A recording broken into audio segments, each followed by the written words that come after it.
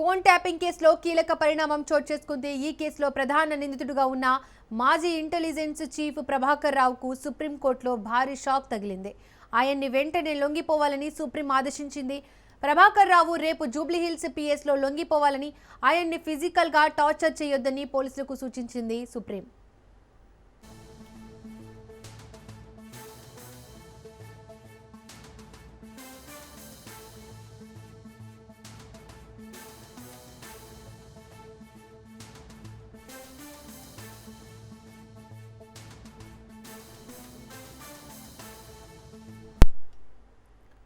Phone tapping కేసులో కీలక పరిణామం చోటు చేసుకుంది. ఈ కేసులో ప్రధాన నిందితుడిగా ఉన్న మాజీ ఇంటెలిజెన్స్ చీఫ్ ప్రభాకర్ రావుకు సుప్రీంకోర్టులో భారీ షాక్ తగిలింది.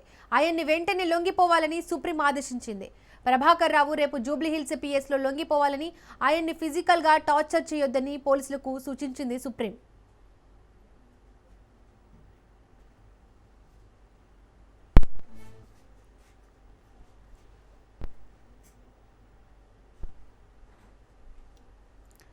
రైట్, ఇక దీనికి సంబంధించి మోర్ డీటెయిల్స్ మా క్రైమ్ బ్యూరో చీఫ్ మధు అందిస్తారు.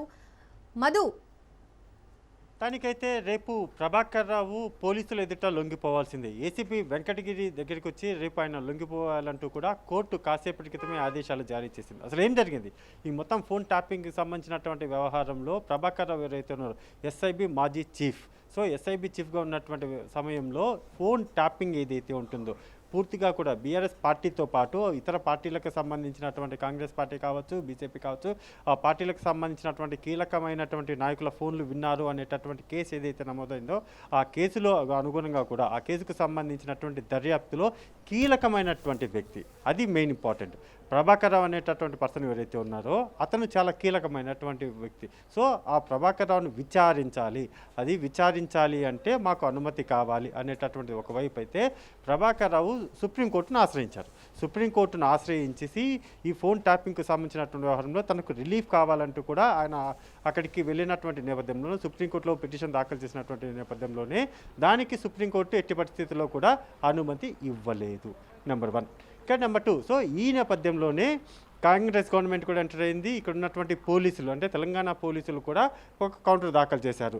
మాకు కొన్ని రోజుల పాటు అంటే 10 నుంచి 14 రోజుల పాటు పక్కా కూడా ప్రభాకర్ను విచారించడానికి మాకు సమయం కావాలి, ఆయన తమ కస్టడీలోకి ఇవ్వాలంటూ కూడా ఆ పిటిషన్లు అయితే పేర్కొనడం జరిగింది. అంటే ఇక్కడ రిలీఫ్ అనేది ప్రభాకర్ రావుకి రాలేదు. నెంబర్ 1 అయితే. నెంబర్ 2 చూసుకుంటే మాత్రం తెలంగాణ పోలీసులు ప్రభాకర్ రావును విచారించాలి అనేటటువంటి పిటిషన్ కూడా దాఖలు చేశారు. ఇక ఏం జరగబోతుంది?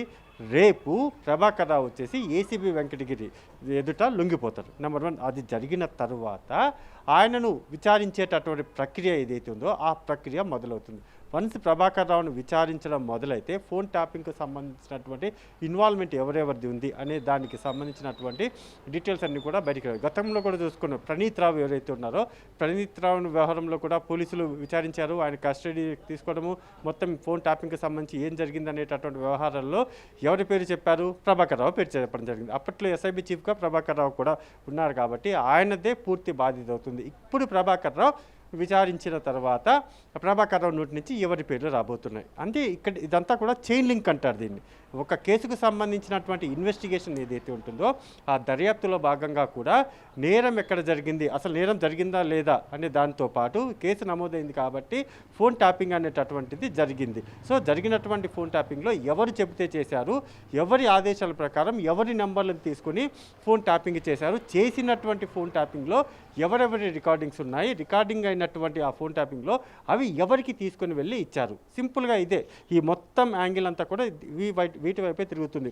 ఫోన్ ట్యాపింగ్ జరగడం, ఎవరు చెప్తే చేశారు, చేసిన వాటిని ఎక్కడికి పంపించారు, పంపించమని చెప్పింది ఎవరు, వీటన్నిటి చుట్టూనే తిరుగుతుంది. కాబట్టి ప్రభాకర్ రావును, ఎస్ఐబి మాజీ చీఫ్ ప్రభాకర్ రావును రేపు వచ్చిన తర్వాత ఆయన రేపు ఏసీపీ వెంకటగిరి ఎదుట లొంగిపోయిన తర్వాత నెక్స్ట్ స్టెప్ ఎలా ఉండబోతుందో చూడాలి.